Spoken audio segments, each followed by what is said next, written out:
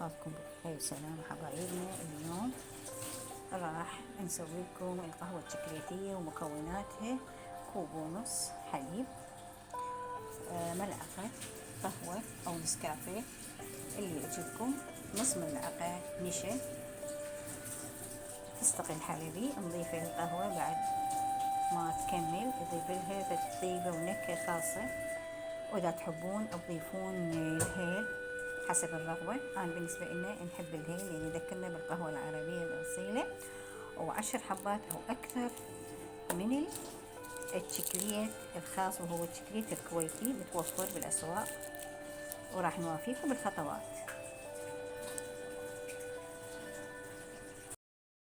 هذا النشا خلطناه ملعقة وشوية مي بارد لازم قبل لا نضيف المكونات.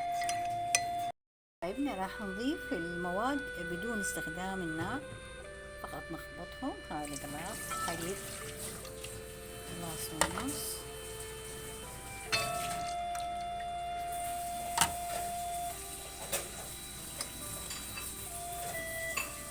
قهوة 2 ملعقة، هذا النشا، وهنا الهيل حسب الحاجة، بس هو يضيف لنا نكهة كلش طيبة. ونبدأ نخلطهم. فقط الشوكولاتية لما نخليها على النار نضيفه.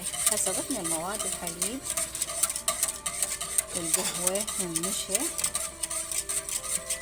وإضافة الهيل حسب الحاجة.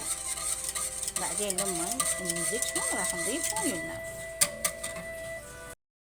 حبايبنا بعد ما سخنت قهوتنا راح نضيف، راح نفصل النار هذا لازم، ونضيف التوفي مالتنا اللي هي 10 حبايات وحسب الحاجة، ونبقى نتذوق بيها بحيث يصير بيها خط مرورة، لا مرة حيل ولا حلوة.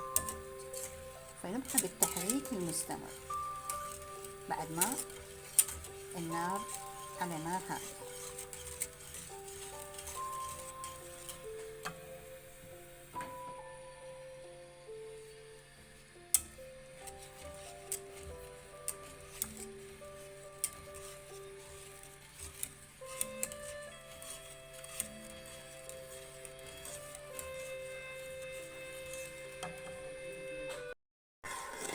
حبايبنا هسه كملنا دقائق نطفيها، وشوفوا شلون صارت ما شاء الله. بعد ما خليناها على النار هذا مع التحريك المستمر راح نذوق حالاتها.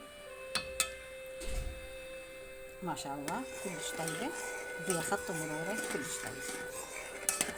لكن إذا مرة نضيف لها كم حباية من التوفي، لكن هسه أوكي حسب المقادير.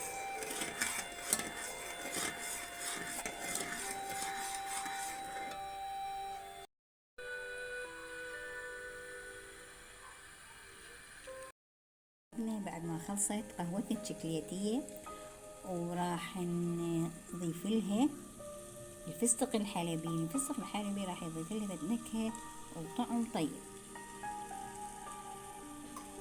ما شاء الله شلون تخينة.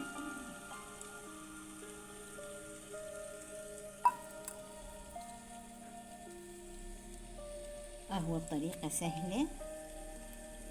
هذا فستق الحلبي يضيف لها فد نكهة وطعم كلش طيب.